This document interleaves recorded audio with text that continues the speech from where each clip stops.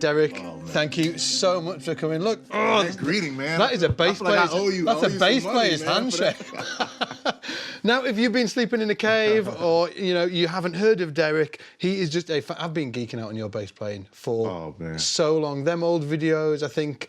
I was talking to a friend of mine a couple of days ago. We were sending the old videos of you, Chris Dave, and Robert Glasper. Do you know, I don't know where that was actually way back in the day. You're sat on top of an had amp to be on YouTube. Where was that? No telling. No, there's no telling. I mean, if it looked like a small club or something, that was probably New York. No, it was in the middle of the day. It was like some sort of like music workshop in the middle of the daytime. It looked like a classroom somewhere. Oh shoot, maybe Chris Dave's event. Okay, Chris had so back then, like, it wasn't anything official, man. Chris used to come crash at Robert's place in New York, and when I would play in the city or had some studio work, sometimes I would crash at Rob's place, and that was just the spot, man. So it was like when we happened to be there together, sometimes cats would just do different things. That's how the first experiment, us getting together, even happened. A random gig at 55 Bar. So Chris would get something, and like we would just invite. I didn't really have any really gigs back then under my name, but Chris was starting to get some calls too. So when he'd have something, we would play. Rob had something, we would just play. So it was just that type of thing. So it was kind of nondescript, but the sound and the spirit was just all kind of this experiment hybrid type thing, man. And how old were you? Man, that's going back to, I can tell you exactly, I was 24. You were 24, so like early 20s. Yeah. I remember, man, because that's how me and Rob kind of connected. He was big fans of Mogu Miller, you know, and he would always show up at the clubs. And anytime I played with Groove, and then I ended up making good friends with him, and hanging out at his place, and man, that's really how the experiment. And then it just spiraled into what it was, or what it is, Yeah. I'm going to give people the lowdown, okay? And I've fact-checked this, guys, so we're all in, right? So you're originally from Philadelphia. If it's a lie, you know what? We'll go with it. It's true now. Yeah. Right. You're originally from Philadelphia and started out on guitar before switching to bass. Mm-hmm. Where did that switch from guitar to bass come in? Man, well, I can tell you exactly, man. I'm originally from Philadelphia, and my mother sang on the choir in West Philly, this popular church, Miura Basses, and it was an incredible church. She was on the choir with Patti LaBelle. And so you've come from a musical family? Well, that environment, because she sang on the church choir with them, so it was just a really musical church. And the bass player there, Joel Ruffin, I'll never forget. I mean, he literally, I just wanted to be just like him. My mom would sit me down on the church pew, and I was like, I would just focus on him when he played, and I said I want to be like him. Yeah. And so we ended up picking up the instrument through the school system. When I got in the first grade, and the bass was too big for my body, so they started. So is that why you're on guitar? Yeah. They started me on guitar, and went from there. A couple of years later, they switched me over to bass. But man, I'm telling you, like, even I feel like I lucked out by even starting on guitar, because it just influenced decision making. Especially when you're on an instrument that has an obvious harmonic range. You know, guitar with bass, you know, you kind of get to it and explore it to try to make it sing a certain way in terms of the whole harmonic spectrum. Yeah. But guitar, you know, it's just right there in terms of a familiar range of tuning. You can play the chords and hear them all, and sometimes it's a little man. abstract on bass, isn't it? Yeah, man. And the cool thing about that is that when I switched to bass, I also ended up playing in the little junior orchestra from really young. So I'm a bassist. I'm a guitarist switching to bass, but not all of a sudden playing school band songs. All of a sudden I'm in the orchestra, playing with all these, you know, string players. So I'm hearing all this harmony every day. And is this upright as well? No, I'm playing the... So you're playing... because you do play upright, don't you? I'm playing a Pearl Blue Junior Fender, a small-scale Fender electric bass in the orchestra.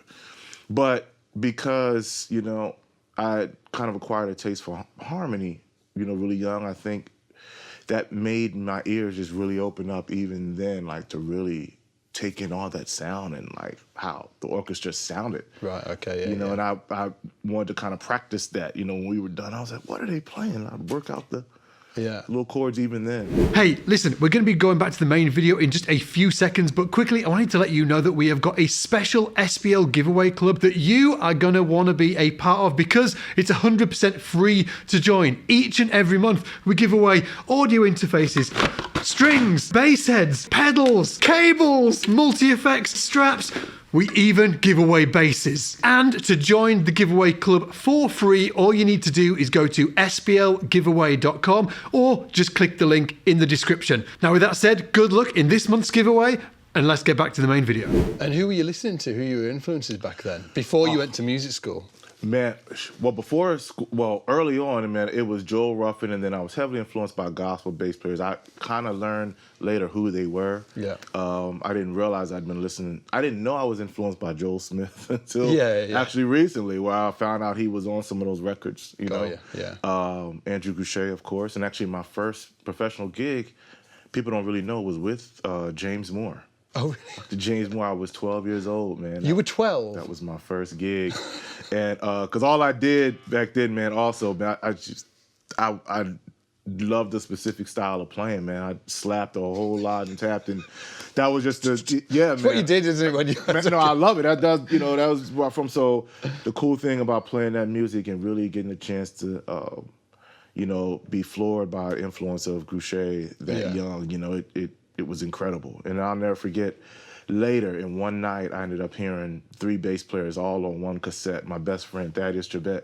Yeah. His older, I think his godbrother, or older cousin, I can't remember, but he's a well-known gospel artist, Jason Nelson. Yeah. But Jason's a bass player. And he's a guy that, you know, Terry looked up to, and I looked up to him. And I remember I was like 13, and Jason stopped by the house. And we were in his car and we listened. He introduced us to 3 bass players on a cassette one night. That was the first night I heard Jocko. Oh, really? Yeah. Marcus Miller. Wow. And John Petitucci. Whoa. All in one night. And that, I don't know if I could have taken that. Man. And then that changed everything. Yeah. You know, that changed. I mean, it also changed.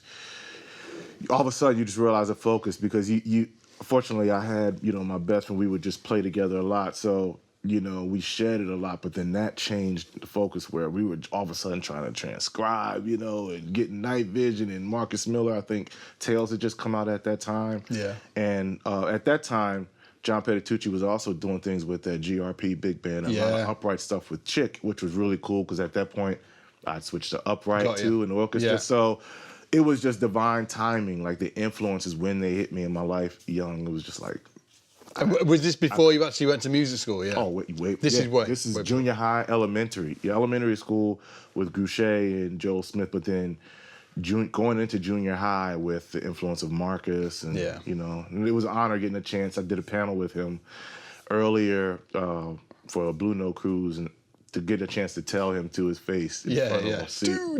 How much, you know, it meant a lot to be able to tell him that, you know. Wow, so, amazing. Yeah. And was this around the time that obviously we mentioned that you're originally from Philadelphia, but you moved, didn't you? Yeah. Was that, you know, when you were hanging out with Thaddeus Trebet? Yes, and I'm telling you, man, I'm from Philly, and I'm known for being from Philly. But I'll tell you, man, Willingboro, New Jersey, it's like the little outskirts. It's like you drive through the whole town in 5 minutes, man. But it was a huge influence on me because it was a hotbed of talent. You know, that's how I met my best friend Terry and his older brother Ty Tribbett. Yeah. And then a few blocks over was another bass player, Wayne Moore. You know, who plays with Beck and a few other NERD and all these guys. Yeah. And another great friend, Adam Blackstone, who is an incredible musician and music director for you name it. Yeah, these are sort of like serious, like you know, like legendary musicians. Yeah, they're incredible. And to be quite honest with you, I feel like so much of my perspective and caring about the music and also my way of getting along with others is because there was no drama growing up as a kid. Like we were each other. We were kind of on the outskirts, so we kind of had each other in this small town. The band room was the vibe. Sometimes playing together after school, before school, walking to school, listening to, you know, musicians. Like that was the thing. And I'm telling you that like that really, I feel like a product of community more than anything. That's why I try to show them love whenever I can. Absolutely. What do you think like gave birth to that hotbed of talent there? Was it a fluke? Was it just sort of like all the stars aligned, or was there great roots in the generation below you guys? It's kind of interesting because there's a lot of African Americans in Philly, and there's a lot of African Americans in, you know, surrounding cities, Camden, New Jersey, Trenton, New Jersey, and us all collectively, we're from one of those three cities. Yeah. And Willingboro, New Jersey, historically, you know, a lot of military, they gave incentives for African Americans to actually own property and buy houses there. And that is what made people move out the city. There, oh man, we could be in a place, get out the, you know. And that's what drove a lot of African Americans families there. So Willingboro is this one pocket of a certain type of cultural influence and spirit. In the midst of you wouldn't know. It's like you're driving and there's literally cornfields everywhere. You know what I mean? A little better now, but at that time it was like, and then all of a sudden you go through Willingboro, New Jersey, and you go to that school, you'll feel a whole other energy. You know what I mean? And I think what kind of drew us all together was honestly just we happen to all have those influence, but our families just, you know, finding a certain type of, hoping for a better life, a different type of life for themselves. And obviously we mentioned the bass players. Was there any other musicians that people might have heard of as well? Yeah, in and around there? You know, when I was, you know, really young, an amazing legendary musician, Wanye from Boyz II Men. Oh, right, yeah. Lived by Adam. So, you know, at that point, it was like a really, really like big atmosphere of like, oh man, we could really do this. That gave us hope, like, wow, we can do this and be the next. Even though we're playing bass, we could be the next or do something. You know, I went to school also with Ryan Toby, who all of a sudden in high school, all of a sudden he ended up in the film Sister Act. They started the group City High, and then they went on from there to do great things. So all of a sudden, there were, in Ty Tribbett, of course, Terry's brother, one of who was also, I can't tell you enough of his influence just on music. You know, Terry, I mean, don't underestimate those guys' influence. Ty had a big part to do with that thing of just fearlessness. You know, where you can do it all. You know, the music. There was never anybody around me saying, "Yo, Derrick, you been in the orchestra while we all doing this? Man, that's corny." Nobody made me feel corny for being that guy. For going to the library and wanting to study scores. So I felt like the world is yours, as Nas says, you know, and again, that's a product of mindset.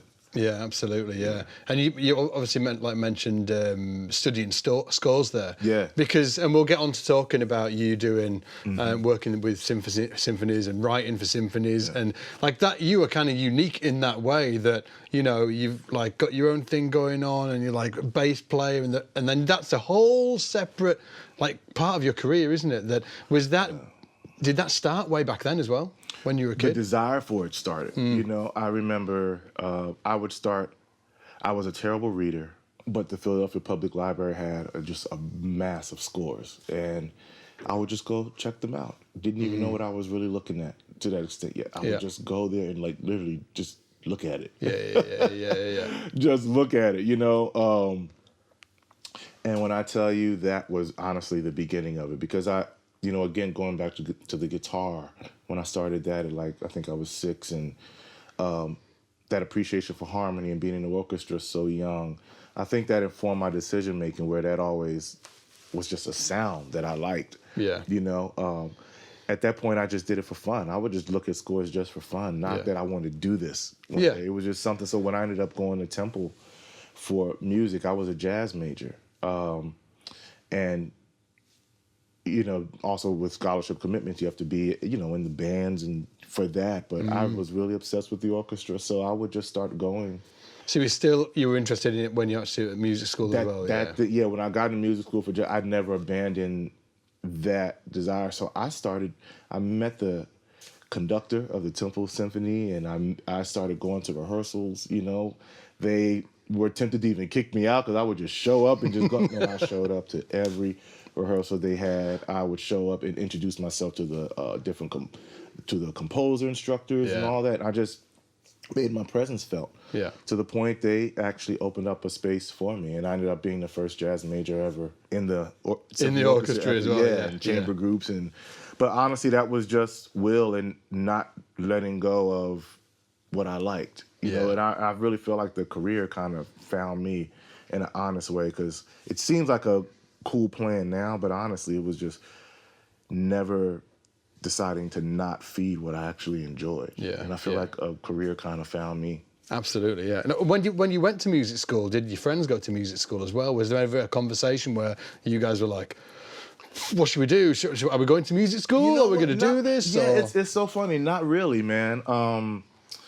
Because going back, you know, really young, I know it seems like this perfect plan, you know, growing up, but when you're in it and you're growing up so young, it's just, hey, my friends play bass too, you know? And that was the thing. Thaddeus Trebet was so amazing, so young. He was already doing records and stuff at 16, 17, you know, years old. And he was already touring when I got into college. He and his brother, they were doing a lot of things already. Yeah. So when I got into school, and Adam Blackstone, he was a little younger, you know, so when I got into school, I was the first of that group that was going that path. And then Adam Blackstone later ended up going to University of the Arts right down the street from me. So we all kind of stayed connected in out of school. But another thing that was kind of cool was that idea of kind of two sets of notes. You know, I was always taking two sets of notes, you know, learning theory and study, but then being in Philly at the same time and us all re-meeting for gospel events or going to the 5 Spot and checking out what James Poison Amir had going on. It was that thing, always balancing the real world with what's going on. And because we were able to all get on records early, you know, I think that was kind of the glue. It wasn't even our individual direct paths. It was that, you know, what are we all doing outside of our everyday? We would always get back together. So. Yeah. If there's any music students watching this, and you want to give them like just 1 or 2 takeaways about they're going to music school, and you want to be like, whatever you do, just make sure you do these 1 or 2 things, what would they be? For music students, first decide, why are you choosing to go to school for music? I don't know what camera is, I'm assuming that one. Make that decision. Why are you choosing to go to school for music? Do you want to become a great musician? Or a great writer, or whatever, that's cool. Yeah. If you want to do music for a living, you have to tell yourself that, and that means something different. Now you're talking about you want to be in the music business. That's a totally different thing. Music business. If you want to be just the best you can possibly be and then let whatever happens from there happen, you know, get first chair in school and fine, that's great. But in the music business, that's something different. And you have to be aware that there is no script for all of that. At the point you make that decision, you have to see yourself as an entity, a brand, an entrepreneur of whatever you do, whether it's being in a big band, whether it's being a composer, whether it's being an artist and going out and doing your own thing, having a band. There is no start date for it. All of a sudden, you are now competing with 30-year-olds, 20-year-olds, 15-year-olds that are talented. You have to decide what is it that you want to get out of it and then pursue it wholeheartedly. I say once you answer that question, you can get the most out of it, and don't be jaded by my instructor on Tuesdays can't play changes well. Like that, it can be a distraction. The reality is, okay, that may or may not be true, but they might have information that if you sit with them and really get the most out of them might change your life in just discussion. Or asking them, you know what, I've been working in practice room on this. What do you recommend? They might tell you something in a way that because you're really receptive and you're hungry and you know you're trying to go somewhere with it, you're going to hear it differently. You're going to take it in differently. You're going to study differently. You're going to get rid of the noise differently. And you're not going to let hype all of a sudden getting all the attention in school and everybody in your neighborhood telling you you're dope because you went to school. That's not going to make you feel like the dopest person in your town or village. Just know. Decide what it is that you want to do. Answer that question. Do you want to be in the music business? Do music just as a hobby? And either way, stay hungry. Don't get jaded by what other classmates may say about, you know, instructors or who's great or I don't want to do this or why are they teaching me this, or make the most of that, because honestly, for me, that is what kind of opened up certain paths for me. I never thought really studying the history of jazz and going in and checking out classical music with a certain naiveness would have opened up different concepts for me after school. That I was like, man, I'm glad I was paying attention that day and cared that day. And I'm glad, you know, that one teacher that maybe my peers didn't get along with, I actually treated him to lunch one day and got on his good side. Yeah. And then that teacher gave me that gig. After school, and then it just because of him, I ended up meeting such and such, you know. Yeah. That ended up being a pathway into the music business for me. Unknown, you know, in an unknown way, just know, make everything matter, because now you're in a business, and the music business is a people business. School aside. Know that. Killing, man, killing. When you were in school, you started playing with Jill Scott, right? Yeah. That's when you first started playing with her, right? And at some point, did you have to, like I've got down here on my notes that you had to choose between finishing college or finishing school. I did, and a tour. Like, how did that feel? Man, that was insane. Was that a tough decision? I remember, man, Who is Jill Scott had just come out. It was huge. Man, it was huge, man.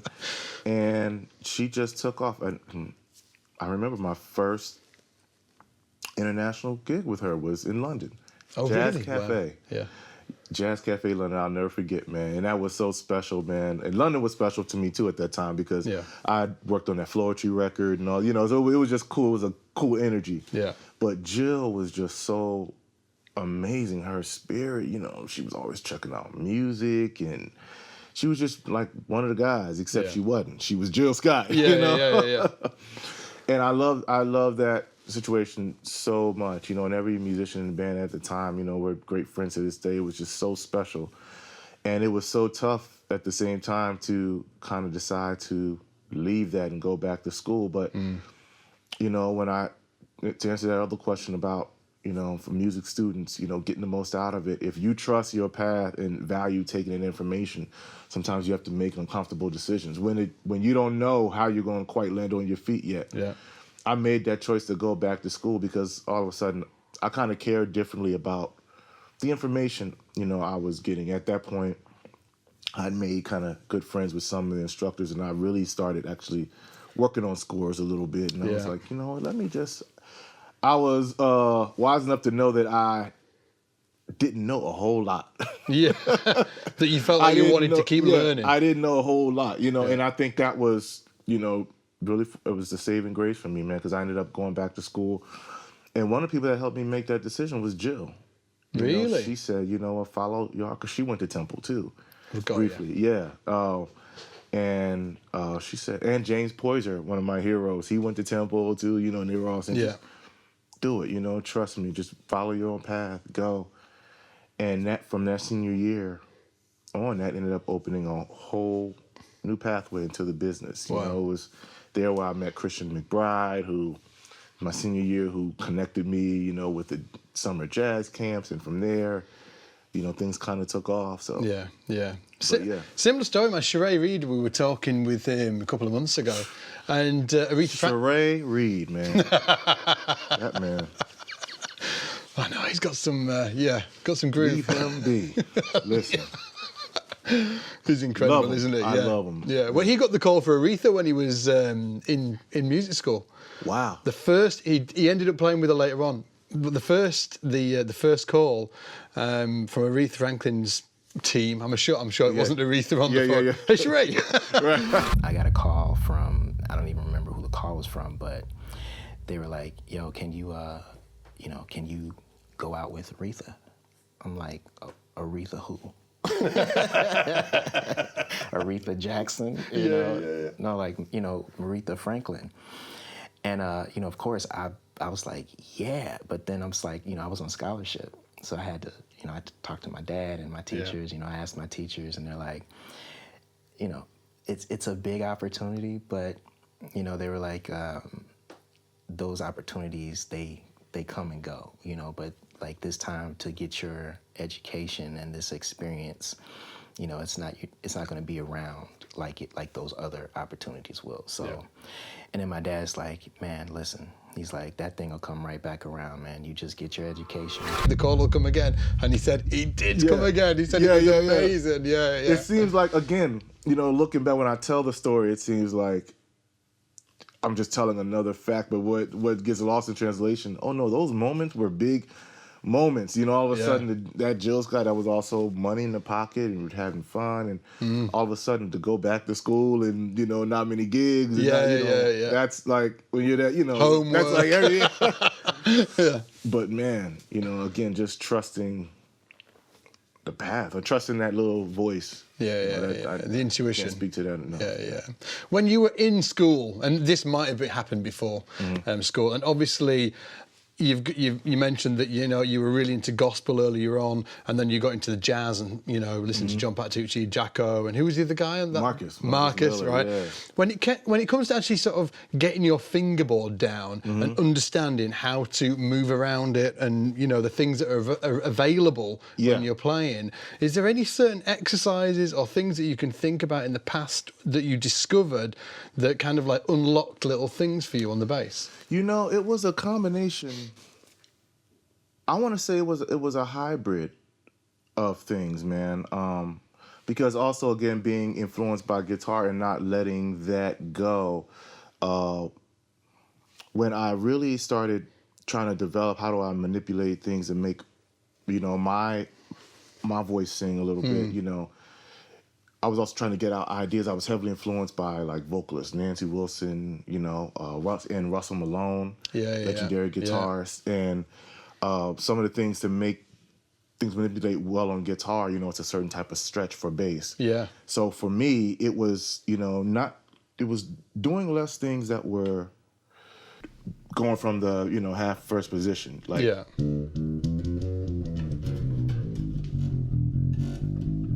It was a lot less of that and more of making sure I was getting clarity and consistency from every finger. So very simple, but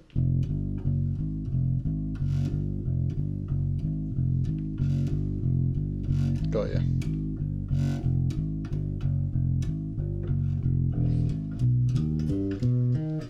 So for me, instead of really because the tendency also in bass is working on ideas that really get extra shifty,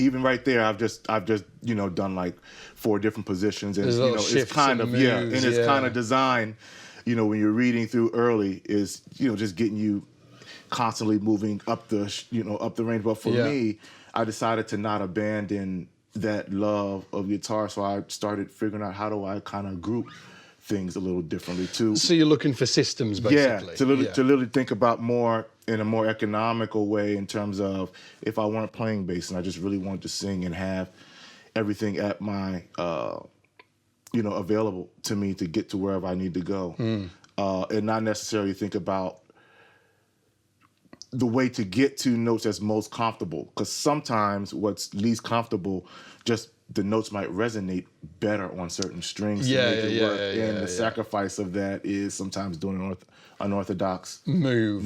Yeah. So for me, I started grouping things. So the beauty of upright bass, you know, is a certain type of shift where you're really, really kind of aware of, you know, everything behind the instrument. Yeah, well, I was actually, one of my questions was going to be, like, when you're playing electric, in your mind, is there a lot of things that are transferring from upright in terms of navigation? Yeah, for me, upright came in because that movement of, you know, really being aware of specific shifts and grouping and moving that finger around and your thumb being kind of consistent, I decided to use that in kind of shrinking overall general movement. So, you know, if instead of being really comfortable and, you know, thinking being really linear with this, okay, if I bring my thumb in, oh, wow, I discovered if my thumb is right here, you know, it's always a natural shift to the octave. I don't have to see. Oh, okay. It's always here. So you're like leaving that thumb there. So if you're down there, your thumb's actually over here. Ooh, that's interesting. Yeah, that's really unique. Yeah. And that was a decision for me. And so no matter what, it didn't matter the bass. You know, if I'm here, I'm not looking there, but I know this is right here at the octave. So you can kind of pivot. You can on the pivot thumb. certain ways. So what you're actually seeing is a lot of just subtle movement here, but it actually is rooted in my thumb is actually being kind of the pivot and I'm moving. Yeah, it's kind of static in one point and then your hand's moving around it, Yeah.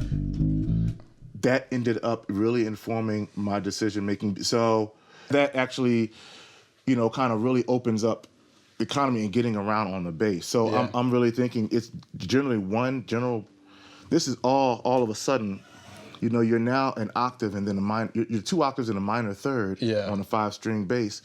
You have of information at your disposal, 2 octaves. And then that's a whole, just in one position, you know? There was very little, you know, little movement.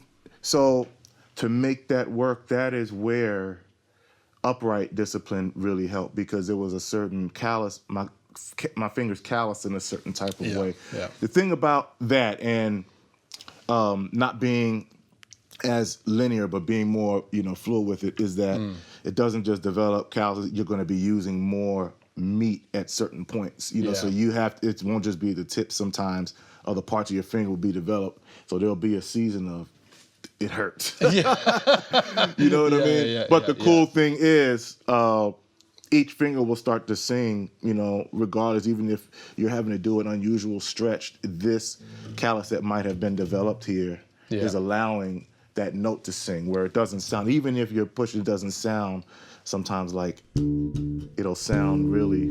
It'll sound strong. Sing. Yeah. It'll sing just as strong, even though it doesn't matter what's going on over there. Yeah. And I'm still fluid. Got you. It's that same. So I applied that concept, moving around on the bass. So this is a general position. When I'm here, I'm not even looking. I already know the octave is always going to be. So it kind of doubles up again. So you've got that lower position, then you've got the higher position. The octave. So you're never really. It takes a while, you know, to really because. Honestly, because every bass is different, you know. So then, not every bass. General scaling is, you know, is a little different. So, generally speaking, man, I mean, it's extremely valuable. So my practice became really memorizing what this is and getting the feel from there, the physical feel of that into your hand. Because I know that a lot of upright players say that and talk about it's the physical feeling. Yeah. They can feel where they are positionally just by the feel. Yeah. You spend, so, I mean, talk about masters, man. John Petitucci's, Abishai Cohen, another one. The classical bassist Edgar Meyer, you know, is another one. Of course, Christian McBride. Yeah. You know, and the power he gets. And the clarity, man. Yeah. But so it was a hybrid of, it was also another decision. It was the hybrid of not letting go of figuring out, okay, I asked myself those questions early. You know, we talked about why I went back to school. I was also asked those questions. Okay, go back. Make sure you know what you're going back for. Make it matter. Yeah, have a goal in mind instead of just sort of like wandering around.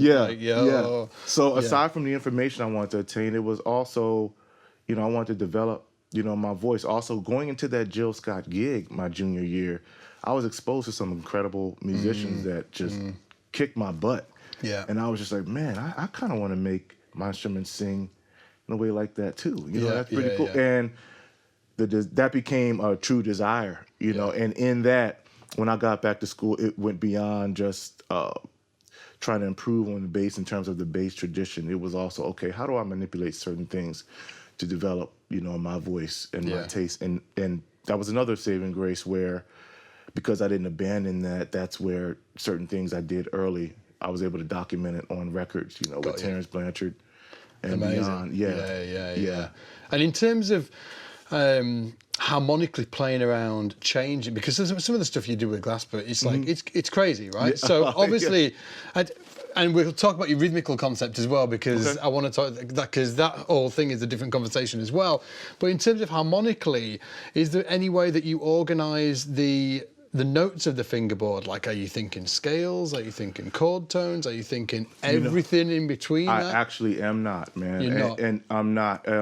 I actually encourage musicians to actually study the piano, get to a piano, and actually learn harmonies. Yeah. You know what I mean? Like, just sit and work on, okay, you know, what is the third? What is the seven? What is a flat third? What is a flat seven? What is a sus? What is a sus nine? What is a plain sus? What exactly is that sound? How is that singing? Why make those choices? You know, sometimes when you sit at piano and just actually really listen to those different densities, and then, okay, not just that, okay, it's beyond knowing what the chord change is.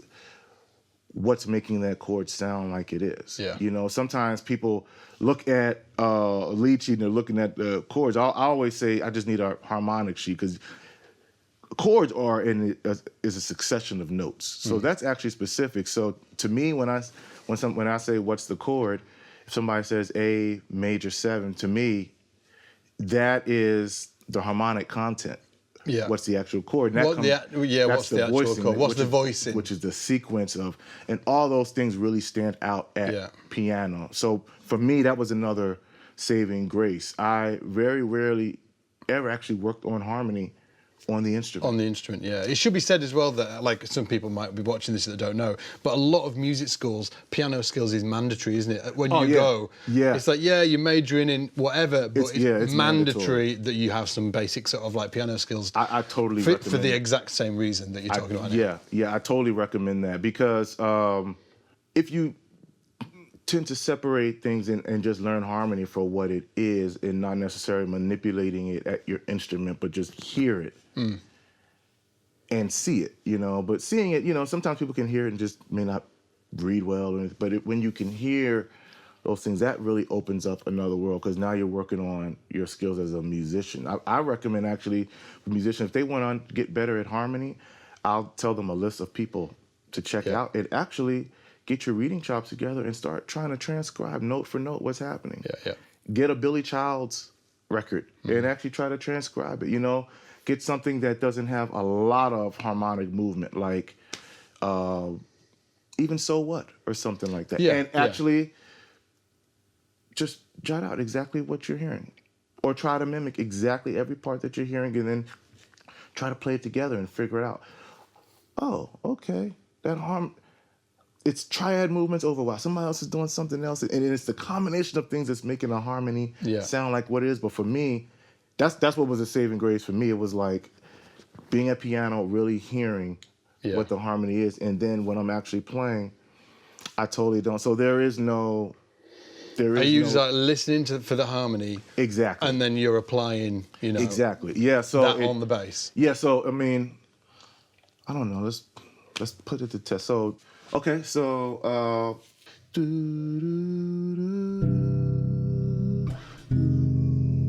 that's the basic, you know, kind of movement. Yeah. But I may just be thinking, literally, okay, how do I make that melody sing, and then work backwards in terms of adding harmonic content to it. So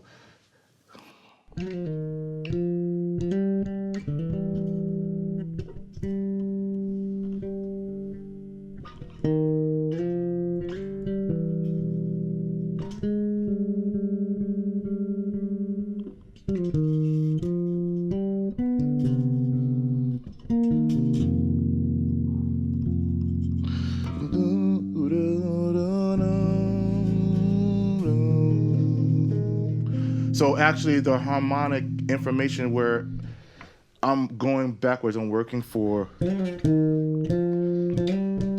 then you're hiding, letting that inform the harmonic decision making. And instead of thinking from history of the instrument way, instead of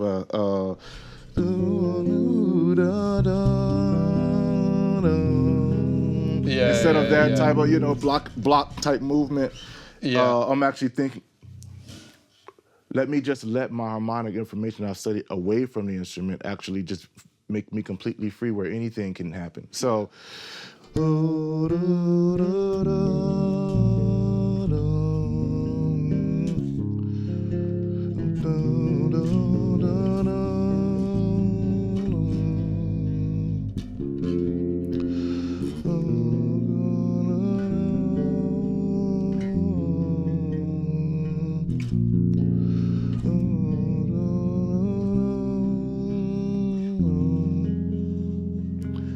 right there, it was literally letting the melody. And so you've got that melody and you're moving through these chords. Yeah. How? Because the students will be watching and be like, how's he picking that? How does he come up with all these awesome chords? Are you thinking more piano? Are you just thinking freer in terms of the actual harmonic actually context? thinking it's tough to be completely honest, but I'm actually being completely free, and that's where studying away from the instrument, literally getting away from the instrument and saying, let me just work on the harmony, or maybe no instrument, just transcribe. Because again, I was a terrible reader at first, and Greg Kettinger, who was my oral skills instructor at school, he gave me some valuable information. He said, you know what, while you're trying to develop that skill set, man, find ways to stay engaged, because that's a skill set, reading and writing. You got to just do it, you know? So start with doing things that you like. Figure out, listen to music that you like, and actually always have a pen and paper by you and just start trying to jot it out. Yeah, get into a habit of it. That got my pen game up a little bit, a little bit better. So then when I was able to get to a piano or even a guitar or something to work out harmonies, now I'm able to also jot it down, but I'm able to hear it beyond an actual instrument. So oftentimes I play the bass, because I enjoy it, but in reality, harmonic movement and things like that, or how I'm singing, in any given moment, it's literally letting it all go. But that's, in my opinion, one of the only ways to, I would say, get to that is really just checking out harmony, and I recommend doing it away from the instrument. Yeah, absolutely. Away from the instrument that you play. Yeah. Because if you're doing it with the instrument, you fall into all of the old stuff that you just, that you rely on, right? Yeah. So if you get rid of that. And then, some people just have a natural voice on that instrument that transcends, that, and however you get to it, But for me, it was that thing of just really checking things out, and also understanding, oh, wait, now that I'm actually trying to transcribe, why is it that when I know the harmony and I voice it out on piano, why does it sound different than what I'm seeing on this score? Then that gets into a whole other thing with densities. Absolutely. So that's where it becomes very important, because if you come out with the coolest sequence of notes possible, that might sound the dopest on that specific instrument that you're playing, but then when you translate that to an orchestra, completely different. It might be the bowings. And the bow markings that's making it seem and sound like it. So I challenge people to actually just start checking out and be willing to start transcribing on the earlier side. That's invaluable, away from the instrument. Be able to do it away from the instrument. Your rhythmical concept. Yep. Chris Dave, you. Right, so When you first started playing, where was Chris Davis playing when you started playing with him? Because when I listened to you guys, obviously Chris has got this really, really mature, and he was one of the first guys to really start playing with that, what's been kind of labelled with that, either that dilla beat type thing or that drunk feel where it's sort of like weird and swung and it's not exactly sure. You know, like a lot of my really great drumming friends that are, you know, I'm not going to name any names, but really, you know, they're A-listers. They're listening to, they're like, how are these guys doing that? Like, they're trying to do it, and they're just like, I just can't do it. When you started playing with Chris, did he have that stuff nailed down? Chris, out the gate. Chris, Daddy Dave, as they call him, he's just a freak of nature. He had that stuff down. He always had that. I mean, even before I was playing with him, man, I mean, even going back, I can't recall a time where he didn't have that intentional approach of being his self unapologetically. Yeah. You know, so when I was honored to play with him, man, the very first time at the 55 bar, which is documented, actually. Really? Is it on YouTube? The bootleg is documented. Wow. Man, that was circulating forever, man. I actually got to find it now. Was it you, Chris Dave, and Robert Glasper? Yeah. And I think Roy Hargrove came through that night too, and it was awesome. Yeah. But he always had that thing about him. But one thing that's kind of interesting, Chris really listens, man. And it wasn't until we actually sat down and played together, and I was just like, oh man, he's listening to every. I'll never forget. There was this song we played 55 bars. Our first time playing, and Rob started singing to us, and we started. I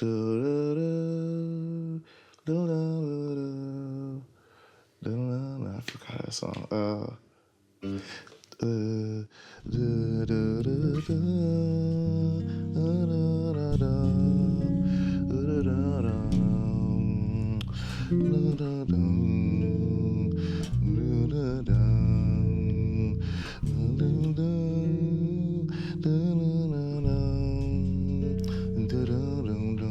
So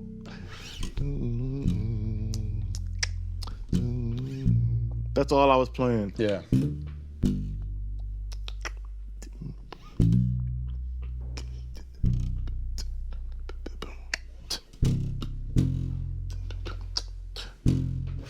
So the style of me playing that, normally, if it's kind of laid back, a drummer will start like over. Overly, you know, overly marking a genre or a sound, you know. Yeah. What was cool with Chris is like how he would sneak in and really like pay attention to not just the notes I'm playing, like the detail, like certain notes I might be playing harder, you know, like he was aware of that. Right, and okay, that was feel that, yeah. So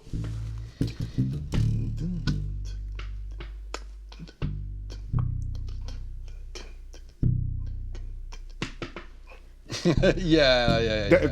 He's like it was putting things in the gaps and stuff. Yeah, and it was so weird because like that he was probably one of the first drummers. No, he was without question the first drummer. When we're playing, I'm sitting here, my foot is keeping his bass drum from like sliding.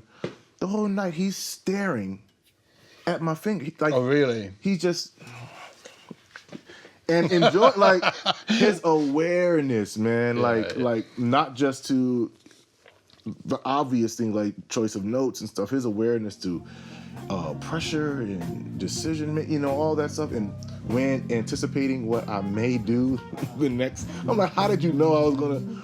That side of Chris Dave is just unbelievable. So it's no surprise he's also one of the most he's one of the best listeners and can manipulate so many different styles because people hear the brave heart that he is and the unapologetic and he can artist. He manipulates that beat like nobody. It's like almost elastic. But what stuck with me when I first started playing with him was his awareness of so many elements. You know, it's no different. His sensitivity was no different than how Kendrick Scott would be on a ride cymbal or something like that, or you know, listening to Blade with somebody. It was just like, you know, the aesthetics are a little different how he's playing, but man, his awareness is totally cool. So I try to honor that in return, since I know he's always aware. You know, with him, it's been so much fun just from the beginning. It's always been this just a respect of awareness. Yeah. Like he never has to be like, you know,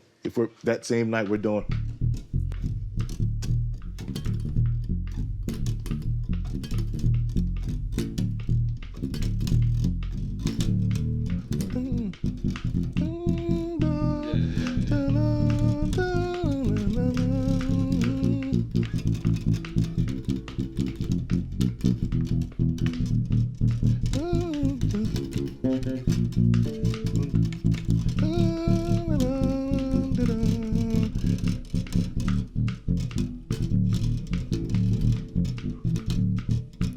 When he wanted to break from that, it was never it was just, he could tell that I actually enjoyed the bass line, not trying to prove a point. The bass player, he could tell I enjoyed that. Like, yeah.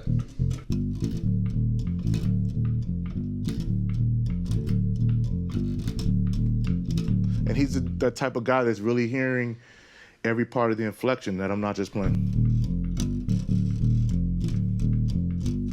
He knows. You're saving everything, yeah. And he doesn't he's the type that won't overly mark what I'm doing. It wouldn't be a. Yeah. So because of Hey, that, Derrick, I know what you're doing. Yeah. Hey, Derrick, check me. Yeah. So because of that, like that, the fact that somebody appreciates rhythmically what you're doing makes you want to honor that, and I think that's one of the biggest things in our relationship. So now, we'll just be vibing, and he will go into I'll start the bass line, and then he'll just start a whole other.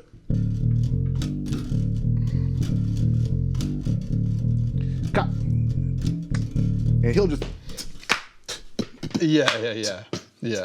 A whole other, but meanwhile, like one thing might be an inflection based off of what. Of something, a downbeat or an upbeat of what you're playing. Yeah, and it's locking in somewhere. It's so crazy, man. So that trust and acceptance, and also, you know, like for example, in that situation, Robert's just listening and just doing this thing, and then, you know, so it's the multifaceted conversations, you know, that make the rhythmic thing come across so, I want to say convincing, but convincing in that situation. So my thing is it's decision making when it comes. Rhythmically, it depends, because when I'm playing jazz and swinging, you know, specifically, the elasticity of it is what, in my opinion, is what makes it so beautiful. Yeah, well, I was that elasticity. That, like, what do you do when he's playing really super elastic and he's maybe like his rhythmical grid? Don't know how people talk about that rhythmical grid. Sometimes when I'm listening to that, I'm like, oh, it's the rhythmical grid is actually like flexing almost, right? What do you do? Do you try and flex with him, or it's decision making? So, or do you try and just playing? Yeah, it's decision making, because knowing, I say there's good time, you know, and then there's just time awareness. You know, I'll never forget when I first started playing jazz. Rodney Green, great drummer. You know, Rodney said, man, you know, you play too much like a metronome. Your time's too good. And I was like, man, what? He's like, you play too, you know, he's like, you know, it's like, you know, really it's the relationship. It's the relationship that makes it work. It's like listening to all those things and the aesthetics of how that's working in each thing that gives the illusion sometimes of great time. Yeah. You know, but it might just be how one person is seeming consistent.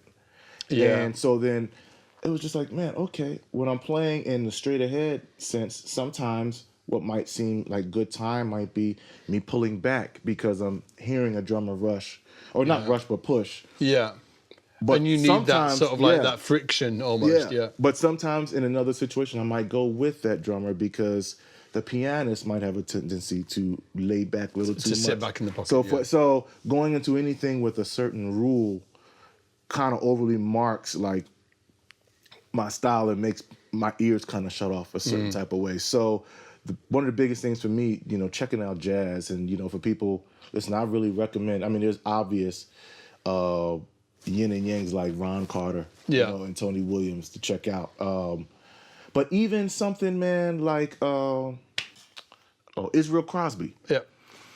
even listening to him, I mean, on the stuff, he's so solid and playing so hard, but actually, you know, he influenced Ron Carter. Yeah. But when you listen to the Israel Crosby, you know, like, actually, it's some of the triplets in there, it's not exact. It's like the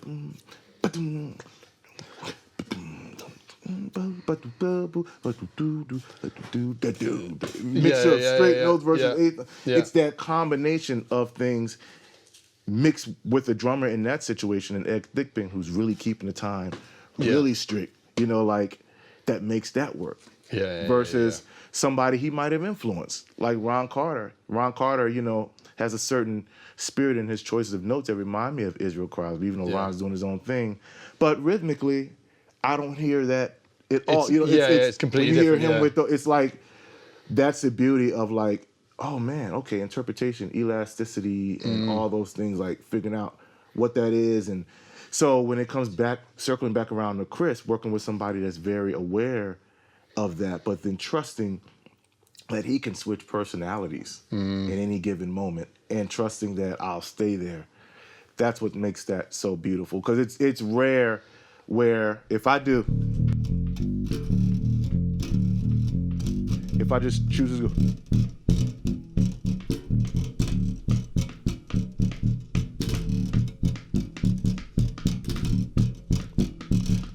9 times out of 10, the drummer will start and do something that all of a sudden now we're just stylistically going. But Chris will hear that and then just trust that I have. Because the thing is, I'm tapping right now for clarity. Yeah. But in the moment, I'm not. He stopped playing, and it's just me. He trusts that I'm not lost. He's trust. Yeah. There's a lot of trust, isn't there? There's a lot of trust, man. You know, so for me, that's where I think, like, practice in shedding different interpretations of what good rhythm is cool. Yeah. Like, for me, I was also in Latin bands, you know, in college, and believe it or not, that was one of the biggest influence in terms of rhythm. Rhythm, and awareness, just being in local Latin bands, man. Yeah. And where, in that case, if the bass player is not being like the rock, and there's a lot of freedom too, you know, in that music, you know, but if the bass player is not aware of his importance in that band, because people are dancing to it, and all kind of stuff that happen. Like, so in that case, it's rhythmic responsibility too. You know, it's like different ways of thinking about rhythm's place, and not necessarily thinking what I'm doing good rhythm, it being just being solid. You know, it comes back to, honestly, my same approach in harmony. Like, sometimes listen to working on it away from the music. And playing different styles of music. So, for example, when I would play gospel music, where it's like a lot more rigid beat, that metronome era style, you know, for me, that really comes in harmony. I mean, it comes in, you know, it really is valuable. Yeah. But being aware that that's not the end all be all to what is great, you know, and being able to get away from that and do something like that, and actually apply that to even the classical world too. Like, it's just being aware that actual rhythmic awareness is probably more valuable than anything, you know. Actually, I feel like a peer of mine, believe it or not, he doesn't get enough credit for that. Michael League. You know, like, in his music, I checked him out a lot, but when I listen to that, there's some subtleties that's happening, man. You know, aside from drums and movement, what's making some of the shifts and swells without him overly trying to do it from the bass is actually his band leading from the instrument. You can slightly hear it. Absolutely. And that rhythmic awareness, you know what I mean? And the swells and kind of intent, you hear it in certain type of ways. And also sometimes the deception of getting stronger in rhythm, but it might just be all of a sudden making the notes more marked. Yeah. So he said something like a few weeks ago. Yeah.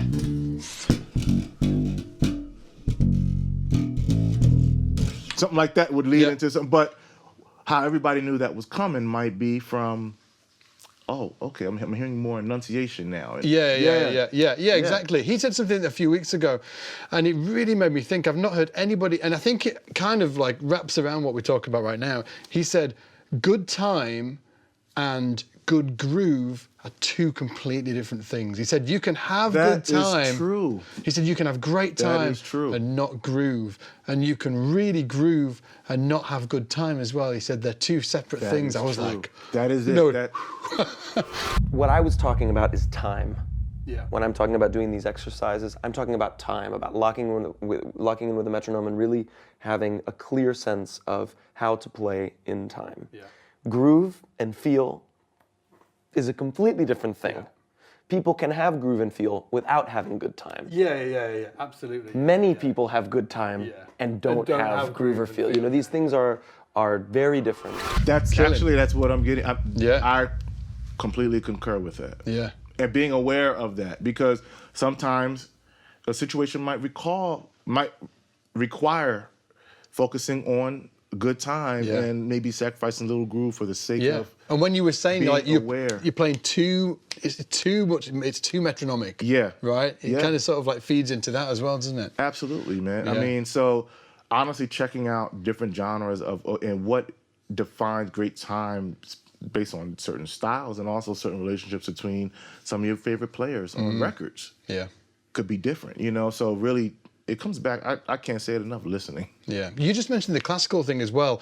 I can't let you go anywhere without talking about, like, obviously you've got this whole thing, you know, you like started playing with Jill Scott, but then you've been sort of like musical director for Maxwell, and then like you played with a myriad of different artists. Yeah. And, you know, you've got the whole jazz thing going on as well. But you've got this whole symphony thing happening and film music I'm and I'm honored. like what's going on? Yeah. How was that a natural progression with your career right through until now, or was there a moment where that started to take off?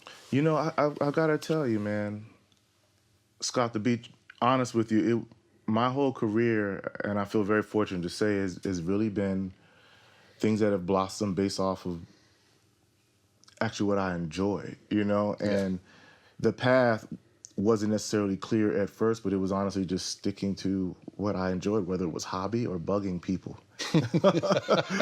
You know, and that has its place too. You know, again, asking yourself, do you want to do music or music business and all that? It's a people business, like I said earlier. That all relates. And I didn't know at that time how that was all going to work out for me. I didn't know that, you know, going to the library and studying scores would drive me to start actually writing my own scores and sitting with the guys to just look at who didn't know who I was. Or that would lead to other musicians knowing that I was doing that. I brought up Rodney Green. He mentioned me to Terrence Blanchard. He said, hey, man, this guy, he also writes and all this stuff, and I really feel like who would have known another peer had recommended, would have connected me with that just from seeing me doing hustle plays around the way in Philly. You never know how that's going to work out for you. So for me, it was that continuing to try to develop, even when it didn't seem like the pathway was set for me. Checking out scores in school, bugging my professors, even in college, until they put me in orchestra, you know, until I, you know, the composition teacher just pulled me aside and we started studying together. And that is what, you know, essentially I got into Sundance, which was really great, you know. And once you get in there and you're known as a composer now, that kind of changes things too. Because that led to me getting my first commission with the Chicago Symphony. It's like a killing business card. Is it man. Yeah. That led me to getting my first commission with the Chicago Symphony, and that opens up opportunities because all of a sudden you're seen a certain type of way. So in terms of opportunities, they just started coming my way. You know, working with Nas in the Kennedy Center. For that Illmatic piece, that was really special because to now do something that resonates with me across the spectrum, it's again because I try not to separate the worlds. So to be able to get a chance to orchestrate for a symphony orchestra where historically, you know, it was the first hip hop performance that historically those, you know, doors were closed. So to be part of that history and be able to write for them what I feel is our story culturally. That was life-changing for me. It went beyond just now talking about resume and trying to name drop things. Now it's like, oh shoot, that opportunity allowed me to have a voice to do more of that. So now that's why that led to, I'm not doing with Common. I'm working with Maxwell for another Kennedy Center piece actually this fall, and I'm trying to do that as much as possible. Now try to document what I feel like is our story of our own storytellers. So it's been a complete blessing, but in reality, it was hustle plays when nobody was paying attention. And it just blossomed in various, Man, that's the one thing, man, you never know. But in hindsight, that's why I tell people, again, if students are watching, don't just see yourself as a student. Like, see yourself as a personality that if you're going to do anything in the music business, you're talking about working with people. Yeah. Whether it's your actual album, they're going to have to fall in love with something, whether it's your personality on stage, that's going to make them support and come. Or whether it's your personality on recordings, that's going to make them support. Whether it's your personality with the artist that now once you attach to anything that they're doing, that's still people business. You know what I mean? Like, don't underestimate that. For me, it was checking things out and also turning things down to create space to get better. Who would have known that me going broke, not doing gigs anymore, would have led to other opportunities. Yeah. Had I chose to, just for me personally, chose to stay doing Jill, I know it would have been a fun journey, but I know for a fact that the unique journey in terms of timing of relationships wouldn't have happened the way it did for me. So. Yeah. Have you ever had opportunities now that you haven't pushed away? Because obviously you're really busy. You're really busy. Is that tough sometimes? Yeah, for me it's fun. And for me it's fun. I really honored, man, for the calls that come, and to this day. But honestly, with that, I've gotten more joy, and I mean, my best friends, Adam Blackstone, those guys will tell you, who's in the world actually hiring a lot of people for these bands. I get more joy in recommending guys. For gigs now, and making sure if there's somebody hungry that just needs somebody to pay attention, if they do the work, at least they'll get a shot. Whether it's because in reality, people don't have to even care about music and musicians anymore. It's not as prevalent in schools anymore in the U.S., unfortunately. So I feel a responsibility to be part of, in any way, pushing it forward, making sure people shine, and trying to get all the gigs. For me, that's not the answer. And I think, again, going back to my peers being a heavy influence on the way I think, I grew up like that. With your best friends, from Thaddeus to Wayne and Adam being bass players, they're playing the same instrument as you. We have similar dreams and all that.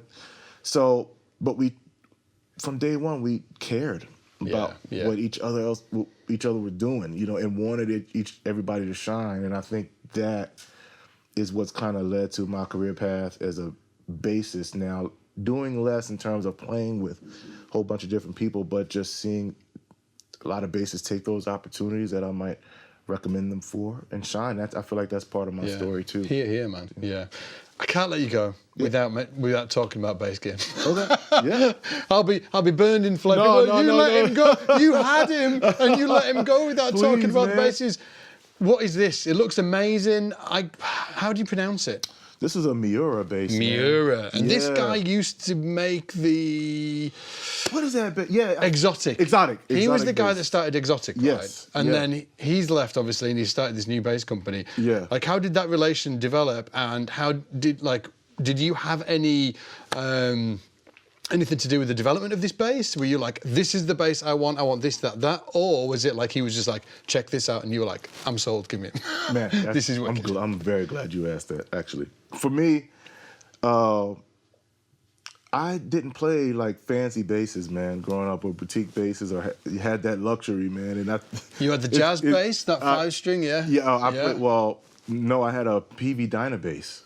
Nice, I played a PV Dyna bass, all the way. And I remember I didn't have any money, and that bass that I was playing, that red Fender, I bought used in Philly. Really, yeah. At this music store. And I didn't have enough money. They said, just give me $450 for it, man. And I bought the bass. And pickups were messed. And you played it for years, right? Didn't you? Yeah, so I got that bass. It was kind of shabby when I actually bought it. Yeah. Fortunately, I went to school with Tim Cloonan, who made Tower Hill basses. He was a student at my he took my bass and made it cleaned nice it up. again. Yeah.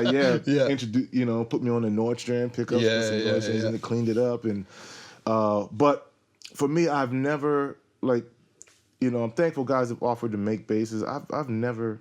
I'm not that guy even chasing endorsements. You're not the guy chasing I'll buy basses. I'm just that person, man. So it's very rare that if it's a really kind of upscale bass that I'll gravitate to it. Yeah. But Miura was different because I was in LA. We were getting ready for the R+R=Now record with Robert Glasper, Terrence Martin, Christian Scott, and Justin Tyson, a few other guys. And the whole thing is about reflect, respond = now. And I'm kind of honored because they chose that name. Robert talked about Nina Simone being in the times, and we were doing a record. And I was laying a bass track, and in the moment I was just saying, man, I'm just trying to respond, man, whatever. And they kept that, ended up making that the name R+R=Now, reflect, respond =now. So when I knew that record date was coming up, I said, let me do something unique. Let me try playing a bass I've never played. Oh, really? Before. Yeah. That's where it was born from, yeah. I went in the music store. I had a couple days off in LA for that record date. For another record date, and I went into a music store, Bass Exchange in LA, and just introduced myself to the guys at the counter, and they just kept handing me different basses just to check out, told me a little bit about it. And Miura was the first bass that I played, and then I checked out a bunch of other ones after, and I was like, I think I want to try this, So I just sent him a message on social media saying, hey, just checked out your bass, it's beautiful. Yeah. I'll be back in a week, hope to, check it out again. Man, he ended up getting the address to the studio, showed up with a few of the basses. Yeah. Amazing. And I ended up, man, I had the Fender tuned up and everything ready to go, and I said, well, man, this is reflect, respond now. Why don't we do something different? Yeah. I picked up the bass, tuned it up, man, and then every song you're hearing on that album was Miura. I'm playing it for the first time. Yeah. It's one of the two. Yeah. And wow, I can't even remember awesome. Which basses I was even playing. On which song. Yeah. I just, because he had 3, and I just was like, let me just try it out. And I wanted to document something unique. And I showed him love after that. And from there, he ended up making this instrument, which is actually, this is actually his standard instrument that he makes. I didn't want anything custom. And we're still arguing to this day. I'm like, this makes me happy, man. Yeah. I don't want why waste your money building? I'm happy, man. I'm good. I'll support this one's you. Perfect. Yeah. I'll support you, man. Shout you out. I feel like that's what it should be about. Yeah. So I've been rocking Miuras ever since, about a year and a half, and it's been fun, man. Yeah, it's absolutely awesome. And it's just one pickup on this one, right? Yeah, it's Delano pickup. And why is it like a crazy shape? Is there anything sort of like magical happening in there, or is it? No, it's actually it's a big cap. It's actually 2 pickups in here. Got you.